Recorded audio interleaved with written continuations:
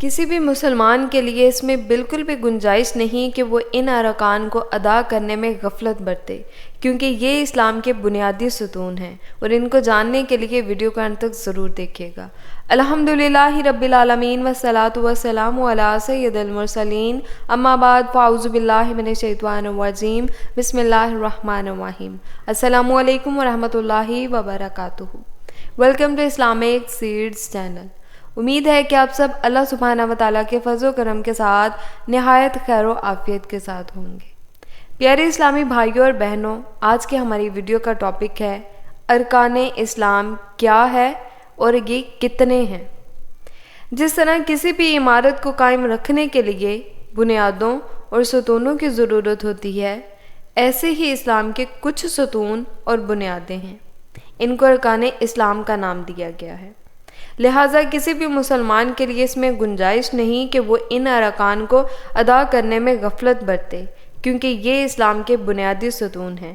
اور یہ بات بھی واضح رہنی چاہیے کہ اسلام کے فرائض صرف انہی ارکان خمسہ پر نہیں منحصر، بلکہ ان کے ساتھ ساتھ دوسرے اور بھی فرائض ہیں، لیکن جو خصوصیات ان کو حاصل ہیں وہ اوروں کو نہیں۔ پیارے اسلامی بھائیوں اور بہنوں، ارکان اسلام کے بارے میں ہمارے سامنے رسول اللہ صلی اللہ علیہ وآلہ وسلم کی ایک حدیث ہے، جس میں حضور صلی اللہ علیہ وآلہ وسلم نے اسلام کے ارکان کی ترتیب اور توضیح ارشاد فرمائی ہے۔ یہ حدیث حضرت عبداللہ بن عمر رضی اللہ تعالیٰ عنہ روایت کرتے ہیں کہ رسول اللہ صلی اللہ علیہ وآلہ وسلم نے ارشاد فرمایا، اسلام کی بنیاد 5 باتوں پر رکھی گئی ہے۔ وہ 5 باتیں ارکان اسلام ہیں۔ پہلا توحید، دوسرا نماز، تیسرا روزہ، چوتھا زکوٰۃ اور 5واں حج۔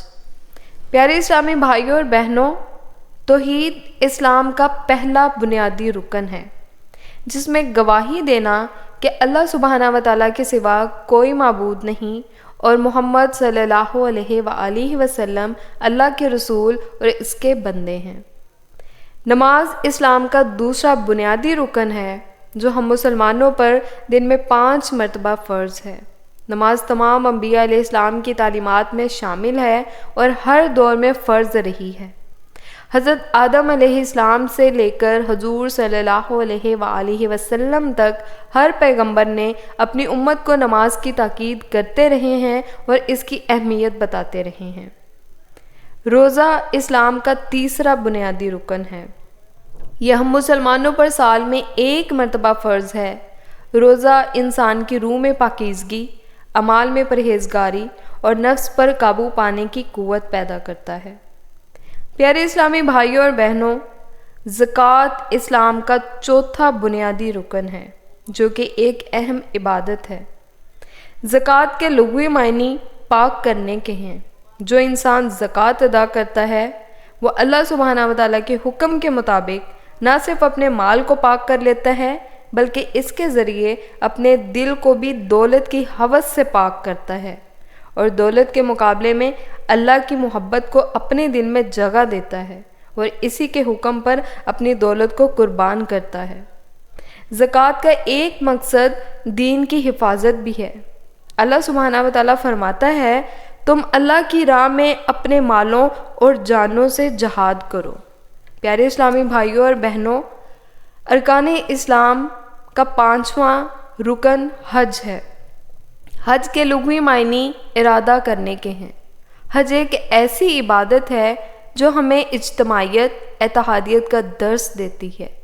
رنگ و نسل کا امتیاز ہو، چاہے ذات پاک کا اختلاف ہو، سب کو ختم کر دیتی ہے۔